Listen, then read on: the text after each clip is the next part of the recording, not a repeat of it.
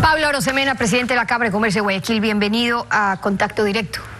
Buenos días, gracias por la invitación, Estefi. Un saludo cordial para todos sus televidentes. Buenos días también. Las medidas incluyen algunos de los pedidos de las cámaras, pero falta ver más allá de los anuncios el cómo en la eliminación de subsidios, combustibles, diésel, que rige desde hoy, cómo será la aplicación luego en los precios, las compensaciones y los cambios en la jubilación patronal, aranceles y otros impuestos. ¿Esas definiciones después podrían cambiar la línea original? Mira, lo primero, por lo importante del día, creo que los comerciantes queremos dar un mensaje, y es que Ecuador lo sacamos adelante trabajando, no paralizando. En ese sentido, nosotros hemos visto en las medidas, hay cosas que están bien, como la eliminación del anticipo del impuesto a la renta, hay otras cosas con las cuales no estamos de acuerdo, y luego también, como siempre, hay cosas que faltan. Entonces, lo más importante tal vez es que toca ahora estar ojo al Cristo, toca estar muy pendiente con el seguimiento, cómo van las cosas a la Asamblea, y que no pase que las cosas buenas que están se caigan, o lo contrario, que cosas malas las introduzcan en el proyecto de ley. Hay que estar muy pendientes. El Ecuador ha otorgado desde hace 45 años ya un subsidio por el uso de combustibles. El Estado asume al menos 1.300 millones de dólares anuales por el subsidio del diésel, las gasolinas extra con etanol.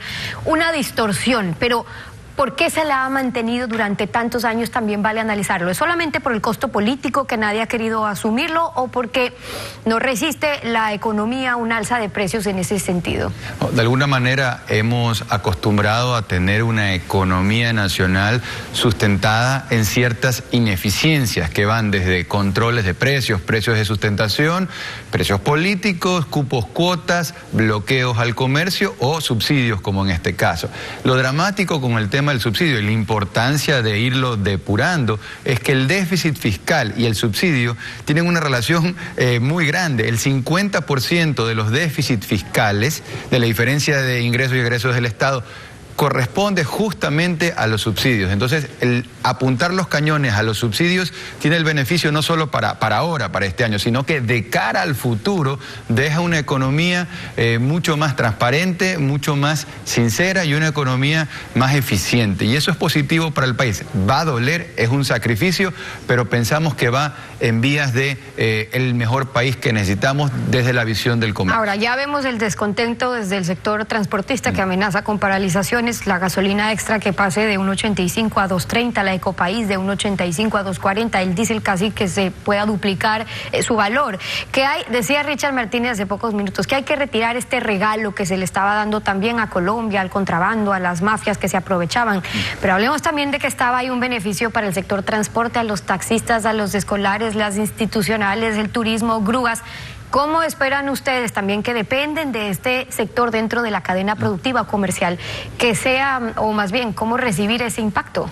Mira, la Cámara de Comercio de Guayaquil tiene una amplia experiencia con nuestro centro de arbitraje y mediación, y si algo sabemos es que el diálogo es la mejor manera de resolver las cosas. En ese sentido, nosotros planteamos que en vez de estar pensando en cómo estirar el subsidio y cómo seguir en ese mundo del pasado, ¿qué tal si nos ponemos creativos y más bien pensamos en eliminarle impuestos injustos que tiene el sector del transporte? Me refiero a aranceles sobre materias primas, bienes de capital específicamente. Entonces yo creo que por ahí deben ir los tiros, eliminar aranceles, que hoy hay una coyuntura especial para hacerlo, en vez de pretender seguir anclados al pasado con más subsidios. Eso por un lado. Y por otro lado, también hay que decir que internacionalmente el precio de los combustibles, más allá del repunte del barril del petróleo, pero el precio de las gasolinas, digamos, viene bajando. Y nosotros hemos dicho, y lo reiteramos, hay que avanzar, hay que tener miras de largo plazo e ir a una verdadera liberalización comercial. Eso implica liberalización comercial de la importación de combustibles. Implica tres cosas. Número uno, no tener poner a competir el monopolio de Petroecuador, que más empresas puedan importar. Número dos, liberalizar los precios. Y número tres, que si van a vender combustibles libremente, no les vayamos a clavar aranceles a esos combustibles libremente importados. Parte de la reacción del sector transportista es que fue una medida de golpe, que si se quería ir preparando esa liberalización de la que estamos hablando, ¿no debía haber sido gradual? Bueno, son 45 años. Yo tengo 40 y digamos, antes de que yo nazca existía ya el subsidio. Creo que 45 años es bastante. Lo importante es hacer cosas para complementar. Como decíamos, hay medidas que están bien. La eliminación del anticipo del impuesto a la renta es positivo. Luego hay medidas que no están correctas, las podemos mencionar en un momento, y con medidas, cosas que faltan, como por ejemplo eliminar aranceles para el sector del transporte, que es un sector clave para la economía nacional, y me parece que por ahí puede haber una compensación que sea justa para todos. Otra preocupación es que esto impacte finalmente en los precios, y eso los toca a ustedes también al subir el transporte, la movilización, pero que se tiene que controlar la especulación de precios. Ya sabemos en la práctica qué pasa con eso. ¿Qué esperan ahí? Mira, en agosto de este año, el incremento que ya habían tenido los combustibles producto de la previa liberalización de subsidios, era alrededor de un 25% incremento en combustibles, pero había significado menos del 1% en impacto en precios. Estamos hablando que tenemos... Pero ahora estamos hablando del diésel. Sí, pero estamos en una economía que ha estado en deflación, entonces también en una economía en dólares, donde hay mucha presión competitiva y donde aquí juega la oferta y la demanda, hay que tener en cuenta que esto no es la época de los sucres, ¿no? Que uno a veces tiene la referencia mental de que, bueno, subían los combustibles y subía todo, pero eso era en sucres porque eso venía acompañado de la emisión salvaje inorgánica monetaria. Entonces ahora estamos en dólares, es otra historia, pero insisto, no es que no hay que hacer nada, hay que hacer cosas, pero lo que hay que hacer es no pretender alargar el subsidio, sino más bien tener una economía moderna, eficiente, y también con esa misma fuerza pedir lo que hace falta, que es reducir aranceles para el transporte, para la tecnología, para la agricultura, para la construcción, para el comercio, para todos. Bajar aranceles sube la economía. Algo de eso se está planteando, pero insisto en que mucho dependerá del cómo, porque si en efecto estos conceptos parten de pensar que ha sido un privilegio, digamos, para los transportistas, como se ha dicho también de parte de las autoridades, los subsidios que se han mantenido. Y cierto es que es un sector del transporte que tiene una llave política o que intenta controlar un gobierno, pero porque controla un sector importante de la economía. Entonces, si no se quiere afectar ese sector, ¿cómo se deberían tomar esas medidas en paralelo a lo que usted se refiere? Las medidas que también logran sincerar la economía, porque ya no cabe entonces un mensaje de que vamos a sincerar los precios y la economía si nos centramos solamente en subsidios, pero no en esos precios con costos más altos por esos aranceles, por esos impuestos o costos de producción. ¿Qué más hay que sincerar entonces?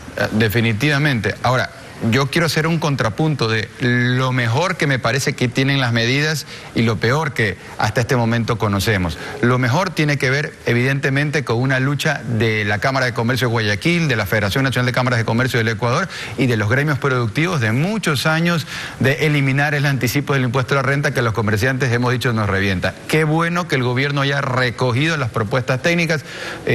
Vale la pena decir que la propuesta de renta ganada, renta pagada, aquí hubieron miles de millones de dólares de recaudación por el anticipo del impuesto a la renta en los últimos años. Tan solo este año 322 millones, el año pasado se sacaron 353 millones, para el próximo año sería cero, y ese es un triunfo del comercio. Yo creo que eso es muy positivo. Ahora, también hay una medida que un poco nos tomó a todos por sorpresa, y esto es transversal, o sea, esto es lo que tenemos, me parece, que estar conversando un poco más, que es este impuesto que han sacado de la chistera, un impuesto por una sola vez, nos dicen. Yo he traído un cuadro aquí para que la ciudadanía conozca y del sector empresarial estemos todos alineados. El 42% de las empresas afectadas por el impuesto del 0,1%, el nuevo impuesto, pertenecen al sector del comercio. Y tengamos en cuenta que el comercio es un sector con muchas ventas pero con poco margen. Por eso, y este es el último cuadro para mostrar sobre este impuesto, vemos que la contribución especial no es equitativa y gasta y castiga la reactivación. Fíjense la cantidad de empresas que van a ser golpeadas, que facturan entre 10 y 50 millones, son 1.084 empresas. Y además el 7... O sea, usted está haciendo la diferenciación entre cuánto facturan. En el caso del comercio pueden haber muchas empresas que facturen más de esos montos, otra cosa es la utilidad. Y casi el 10% de esas empresas han estado a pérdida. Entonces tú tienes empresas que, bueno, esa es la vida del emprendedor. Hay años que ganas, años que pierdes, vacas gordas, vacas flacas, pero imagínate, has estado a pérdida y luego te quieren cobrar un impuesto a cuenta de qué. Entonces, así como decimos con fuerza y reconocemos lo bueno, también hay que decir de que este impuesto que no ha sido conversado, no ha sido dialogado, no tiene ninguna base técnica, digamos, entró por la ventana, creo que debe ser mejor discutido, analizado, y ahí hay que ponerle todos los focos reflectores para entender bien y poder depurarlo y cuidado sale algo realmente complicado ahora, para la actividad productiva. Son medidas entonces que tienen que venir a la larga acompañadas de lo que se ha propuesto, o deberían, una reducción de masa salarial, pero por ahí no serán los recortes. El presidente hablaba de ese 80% que son médicos, maestros, policías, etcétera, que por ahí no va a ir los recortes. Y lo otro, que desde el sector se ha insistido, es la deuda. El ministro hablaba hace poco, bueno, pero es que las condiciones con las que nos estamos endeudando, ya estamos hablando de un 4% o plazos más largos, pero no es toda la deuda, es decir, seguimos adquiriendo deuda para pagar deuda. Así es, entonces hay cosas buenas, eliminar el anticipo del impuesto de renta. Hay cosas malas, sacar un impuesto nuevo de la chistera. Y hay cosas que no se han hecho. Específicamente eso, lo que nosotros hemos llamado despilfarra. Ese gasto público improductivo que yo lo concentraría en 2 o 3 elementos. Número 1, burocracia. Evidentemente hay burocracia esencial y necesaria, pero de eso no estamos hablando. Estamos hablando del piponazgo, que al día de hoy también existe, por el amor de Dios. Estamos hablando de eso. Estamos hablando de las compras públicas del Estado. Escúchenme bien, que no se hacen a precios de mercado. Estamos hablando de eso. Y estamos hablando también de algo que es incontrolable, amigos. El déficit de las empresas públicas. Eso parece el lejano oeste, eso parece tierra de nadie. Ahí hay que poner los reflectores para entender bien qué está pasando, por qué hay tanta despilfarra y tanto gasto público improductivo. Y esas son algunas de las observaciones de Pablo Arosemena, el presidente de la Cámara de Comercio de Guayaquil. Gracias por estar en contacto directo. Gracias. 7:40, una pausa, regresamos con más.